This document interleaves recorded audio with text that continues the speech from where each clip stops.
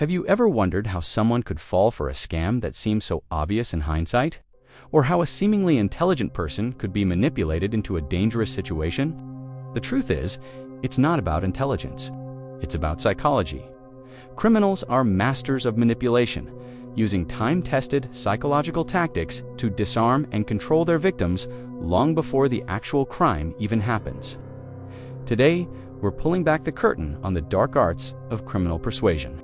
This isn't just about understanding crime, it's about arming yourself with knowledge. Let's start with a classic technique, the compliance ladder. Imagine a stranger asks you for $100. You'd probably say no. But what if they asked for the time first? You'd likely tell them. Then they might ask for directions. Again, a small, harmless request. You've now complied twice. Next, they might say their phone is dead and ask to borrow yours for a quick call. You might hesitate, but you've already been helpful, and it feels awkward to stop now. This is the compliance ladder. It's also known as the foot in the door technique. Each small yes makes it psychologically harder to say no to the next, slightly larger request. The criminal is building a momentum of agreement. You're not just giving them what they want, you're being conditioned to obey.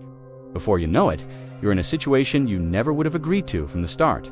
They've climbed the ladder, one small compliance at a time, right into your trust and your safety zone. Next, let's talk about the illusion of authority. We're wired from a young age to respect authority figures, parents, teachers, police officers. Criminals exploit this fundamental instinct. They don't need a real uniform or a badge. They just need to project the confidence and assertiveness we associate with power. Think of the con artist who walks into an office building, clipboard in hand, speaking with jargon-filled confidence, and walks out with sensitive information. Or the fake inspector who shows up at a senior's door, citing non-existent regulations to gain entry. Their power isn't real, it's a performance. They use specific language, a firm tone, and an unwavering demeanor to create a bubble of perceived authority. Inside this bubble, questioning them feels disrespectful or wrong. They count on our social conditioning to make us hesitate, to make us doubt our own judgment over theirs. This momentary hesitation is the only opening they need. They create a power dynamic where they are in control, and the victim feels obligated to follow their lead, often against their better instincts. But perhaps the most insidious tool is the weaponization of empathy. Empathy is one of our best qualities. It connects us, fosters community, and drives us to help one another. In the hands of a predator, it becomes a weapon. They don't want your money or your possessions, not at first. They want your sympathy. They'll craft a believable, heart-wrenching sob story. Maybe they're a veteran down on their luck, a single parent struggling to feed their kids, or a tourist who just had their wallet stolen. These stories are designed to trigger your natural impulse to help. They target your goodness. As you listen, your emotional defenses lower, and your logical ones follow. You're not just a stranger anymore. You're a potential savior. This emotional connection is a powerful smokescreen. While you're focused on their fabricated plight, they are sizing you up, spotting vulnerabilities, and planning their next move. They use your compassion to create a bond of trust, a bond they will ultimately exploit. They turn your best nature against you, making you a willing participant in your own victimization. Another powerful tactic is the creation of a manufactured timeline. Scammers and manipulators know that when people have time to think, they make better decisions. So, they take that time away. They create a sense of extreme urgency. This is a limited time offer. You have to act now, or the deal is gone. The police are on their way. You need to transfer the money immediately to clear your name.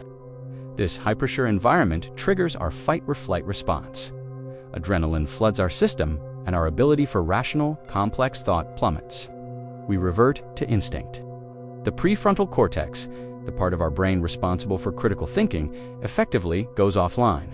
The criminal isn't trying to convince your logical brain, they're trying to bypass it entirely. By forcing you into a state of panic, they make you more susceptible to suggestion. The pressure to act, combined with the other tactics we've discussed, creates a perfect storm for manipulation. Your desire to resolve the urgent, stressful situation overrides your natural caution. Let's not forget the power of social proof. Humans are social creatures. We often look to others to determine how to behave, especially in uncertain situations. Manipulators exploit this by creating the illusion of a consensus. Online, this might look like fake reviews and testimonials for a fraudulent product. In a romance scam, the con artist might invent a whole cast of fictional family and friends who can vouch for them. They might say things like, "Everyone I've helped has been so grateful," or "All your neighbors have already signed up for this security upgrade." This makes the victim feel like they are the odd one out if they refuse. It isolates them and makes them question their own judgment. If everyone else thinks this is okay, maybe I'm the one who's wrong. This is a powerful psychological lever. The criminal manufactures a false reality where compliance is the norm and resistance is abnormal. They create a social pressure that is entirely fabricated, yet feels completely real to the person being targeted. So, how do all these pieces fit together? A master manipulator rarely uses just one technique. They layer them, weave them together into a sophisticated net. Let's paint a picture. A scammer calls posing as a bank fraud investigator. That's the illusion of authority. They tell you your account has been compromised and you need to act immediately to protect your savings. That's manufactured urgency. They speak with kindness and reassurance, telling you they understand how stressful this is. That's weaponized empathy. They ask you to confirm a few small details to verify your identity. That's the start of a compliance ladder. They might even mention how they just helped another customer, Mrs. Jones, secure her account in the same way. That's social proof. See how it works. Each tactic supports the others. Your fear is amplified by the urgency. Your trust is built through feigned empathy, and your compliance is secured one small step at a time. You're not dealing with a single threat. You're caught in a carefully constructed psychological trap. Understanding these tactics isn't about becoming cynical or paranoid.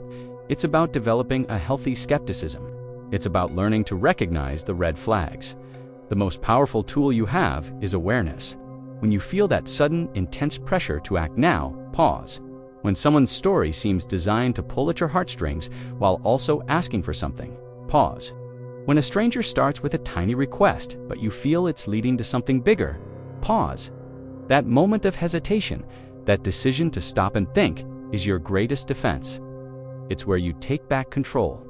Ask questions. Verify information independently. Trust your gut instinct. If a situation feels off, it probably is. You have the right to say no, to hang up the phone, to walk away. Your safety is more important than someone else's feelings, especially when their intentions are suspect. Knowledge is power. By understanding the psychology criminals use, you are no longer an easy target. You can see the strings they're trying to pull. You can recognize the game they're playing. Share this knowledge with your friends and family, especially those who might be more vulnerable. The more people who understand these manipulative games, the less effective they become. Let's work together to make our communities safer by being smarter and more aware. Thank you for watching. If you found this information valuable, please like, share, and subscribe for more deep dives into the world around us. Stay safe and stay vigilant. The first moment of control rarely feels like control. It feels like conversation. It feels like a coincidence. It feels like a harmless connection. And that is exactly why it works so well. By the time the man and the stranger stepped out of the crowded station and into the quieter corridor leading toward the side exit, nothing about the interaction felt dangerous to him. In fact, it felt almost normal to people leaving the same place at the same time, walking in the same direction, continuing a conversation that had grown surprisingly comfortable. But what the man didn't realize was that this was the phase where psychological manipulation quietly shifts from observation into entrapment. This is where criminals begin building emotional leverage. And emotional leverage is far more powerful than physical force, because when someone controls your emotions, they begin controlling your decisions. The corridor lighting flickered faintly as they walked. Their footsteps echoed slightly off the tiled walls. The sounds of the crowded station faded behind them, replaced by the dull mechanical hum of ventilation systems and the distant rumble of trains passing beneath concrete floors. The stranger slowed his pace slightly, allowing the man to naturally match his walking speed.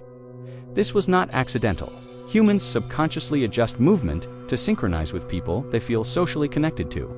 When two people walk at the same pace, it creates an unconscious sense of alliance and safety. The stranger had now successfully established something critical: rhythm synchronization. It sounds simple, but neurologically, shared rhythm builds social bonding. Studies in behavioral psychology show that people who walk, talk, or move in synchronized patterns develop increased trust toward each other, often without realizing why. The stranger then began subtly mirroring the man's gestures.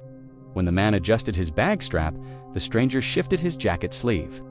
When the man laughed softly at a comment, the stranger echoed the tone and timing of that laugh almost perfectly. This is called mirroring, and it is one of the most effective subconscious trust-building techniques ever studied in human behavior. When someone mirrors posture, speech patterns, emotional tone, or body language, mirror neurons in the brain activate. These neurons create feelings of familiarity, similarity, and connection. The brain interprets mirrored behavior as a sign that the other person is socially aligned with you, and humans instinctively trust people who feel similar. Within minutes, the man felt an unexpected comfort walking beside someone he had just met. The stranger no longer felt like a random traveler. He felt like someone temporarily familiar, someone safe. But psychological control does not stop at familiarity. It deepens through something far more complex and dangerous: emotional destabilization followed by reassurance. The stranger sighed heavily as they walked, glancing down briefly before speaking again. "You ever feel like everything just piles up at once?" he asked quietly. "Like you're trying to hold everything together, but it keeps slipping." The question sounded casual, almost philosophical, but psychologically, it served a precise purpose. It was an emotional probe. The stranger wasn't asking about trains or directions anymore. He was testing emotional vulnerability. When criminals initiate emotionally open conversations, they are searching for signs of empathy, loneliness, stress, or insecurity. These emotional states increase compliance because emotionally engaged people often lower defensive thinking. The man hesitated, then nodded slightly. "Yeah, sometimes that was enough." The stranger began sharing a personal story about losing a job, struggling financially, and dealing with family stress. His tone was controlled, his emotional pacing carefully measured. He wasn't oversharing too quickly, which might trigger suspicion. He was releasing just enough vulnerability to create emotional reciprocity. Humans are wired to respond to vulnerability with trust. When someone reveals emotional struggle, listeners often feel obligated to share or emotionally support them. This creates a psychological bridge that strengthens connection rapidly. The man found himself listening carefully, offering small, supportive responses, occasionally nodding, occasionally adding short personal comments about stress and long work hours. Without realizing it, he had entered an emotional exchange where the stranger now occupied psychological space in his mind, and that space allowed the next manipulation to begin. The stranger suddenly shifted tone, becoming slightly anxious as he patted his pockets. His breathing changed subtly, becoming quicker. His voice carried controlled urgency. "Wait, I think I lost my wallet back at the kiosk," he said, glancing around nervously. "I swear it was there earlier." This moment introduced what psychologists call the fear and relief cycle. The stranger created a sudden stressful situation. Humans naturally react strongly to unexpected stress signals in others. Our brains are wired for social problem solving, especially when someone nearby appears distressed. The man instinctively responded, offering to help retrace steps or check nearby areas. His brain had now shifted from casual conversation into cooperative problem-solving mode. The stranger then paused, checking another pocket, and suddenly smiling with visible relief. "Never mind, I found it," he said, laughing softly. "God, that scared me for a second." This pattern, introducing fear, then resolving it, creates a powerful emotional bonding effect. The brain releases stress hormones during the fear moment, then releases dopamine when relief occurs. When both emotions happen during interaction with another person, the brain begins associating that individual with emotional intensity and resolution. This creates subconscious attachment, and attachment increases compliance. The corridor grew quieter as they approached the side exit. Fewer people passed through this area. The air felt cooler, and the lighting became dimmer. The man noticed this environment shift faintly, but his attention remained engaged in conversation. The stranger then introduced another subtle psychological tactic: guilt manipulation. "You've seriously been so helpful," he said warmly. "Most people would have ignored me back there. I really appreciate it." Gratitude sounds harmless, but when criminals use exaggerated appreciation, it creates a sense of moral obligation in the victim. The victim begins feeling responsible for maintaining that positive image. They want to continue being helpful because stopping would feel socially uncomfortable. Humans are deeply motivated to maintain consistent identity.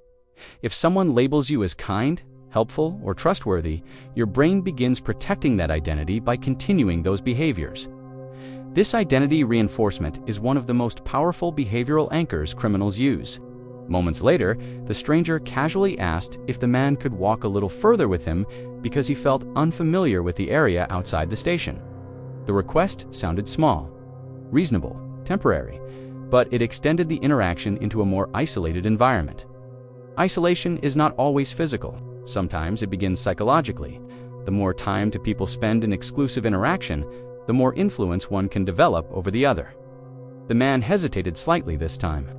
A faint signal inside his chest tightened, a subtle intuition warning.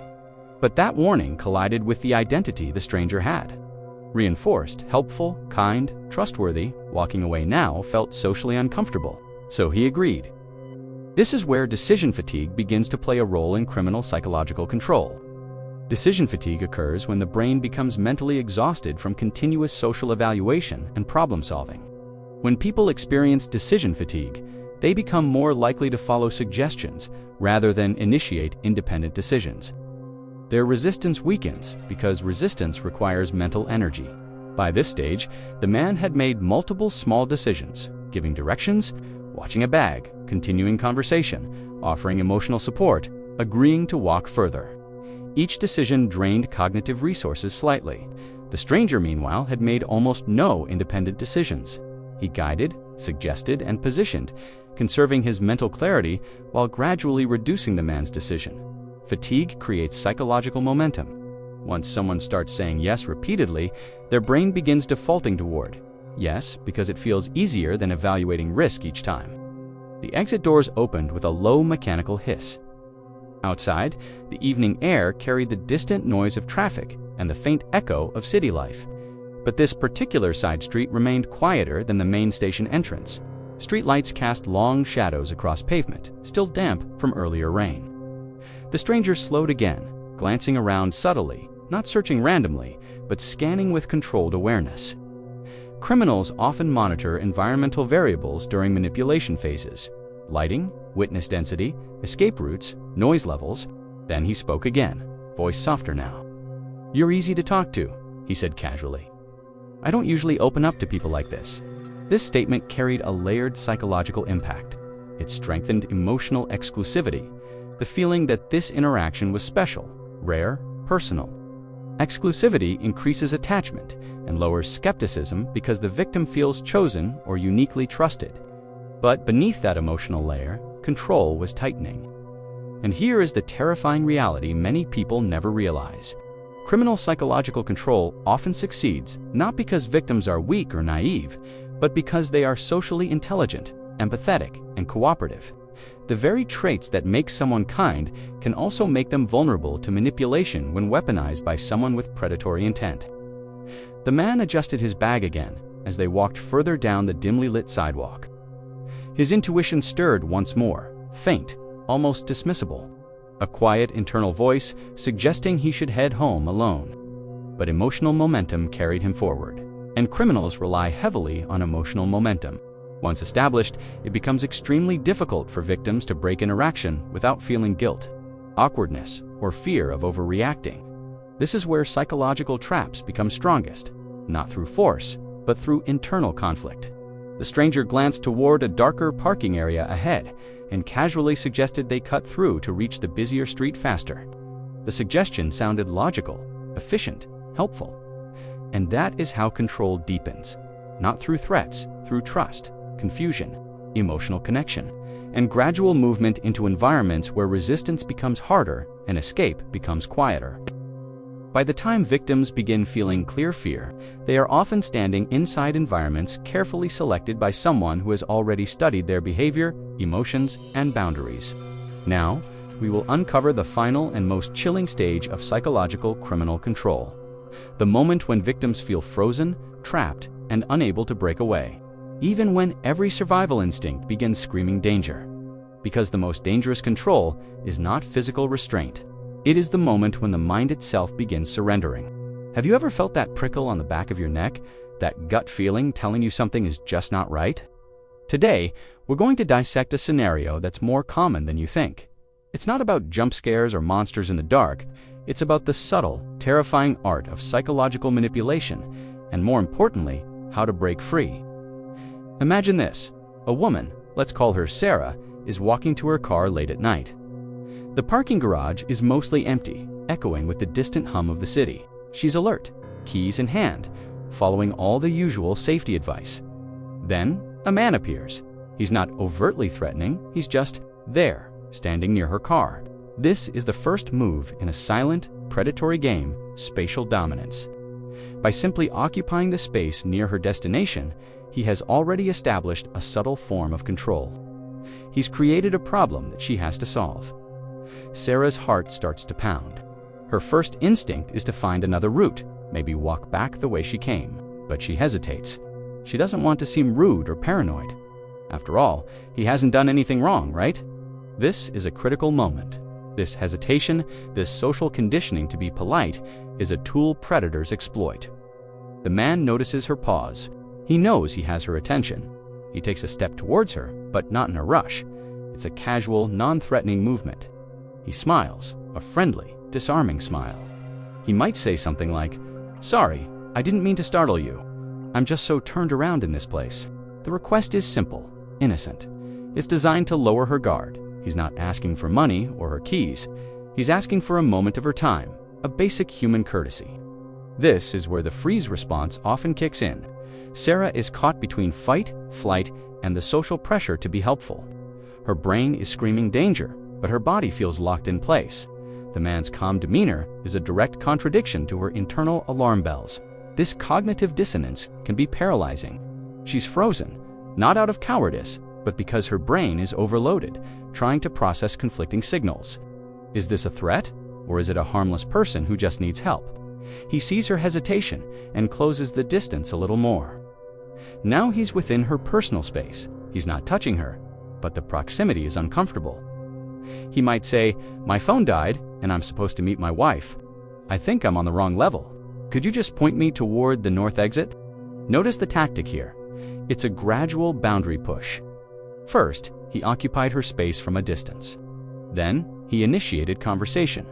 Now, he's invading her personal bubble. Each step is small, almost unnoticeable on its own.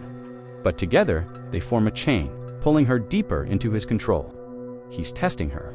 Every time she complies, even with a nod or a moment of her attention, she's non-verbally agreeing to his presence.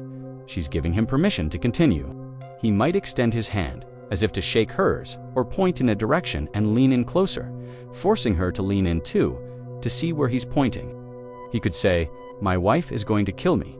She told me to park on level 3, but this is 2, right?" He's building a narrative, a story of a slightly bumbling, harmless husband. This story is a smokescreen. It's designed to make her feel empathy, to see him as a person, not a potential threat. It distracts her from the reality of the situation.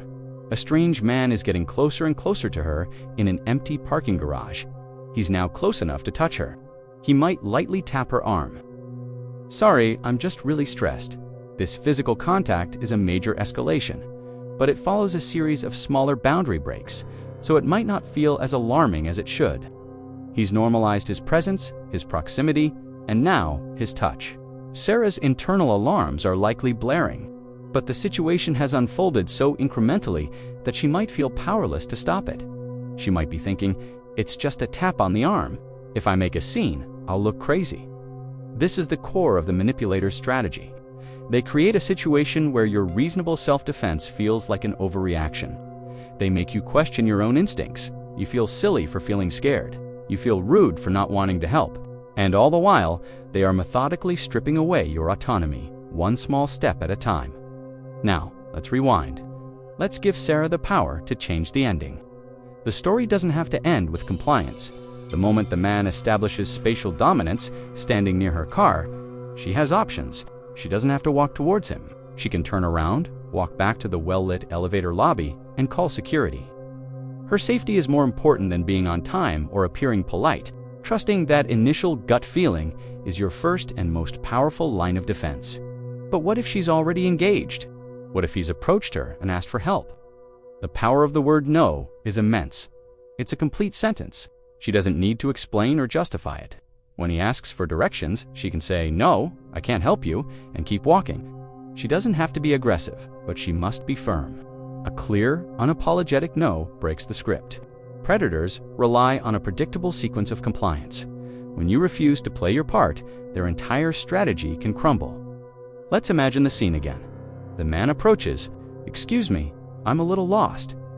Sarah stops, keeps a safe distance at least 2 arms length sand, looks him directly in the eye.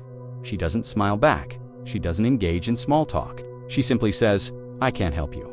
Then she turns and walks away with purpose. She doesn't look back. She heads towards the nearest exit or a more public area. This act of defiance reclaims her power. She is refusing to participate in his game. She's demonstrating that she is not an easy target. She is in control of her own body and her own space. By saying no, she breaks the psychological hold he was attempting to create. She's not rude, she's safe. It's crucial to understand that these manipulators are often masters at reading body language. They look for hesitation, for the desire to be agreeable, for the downcast eyes of someone who doesn't want to cause a fuss.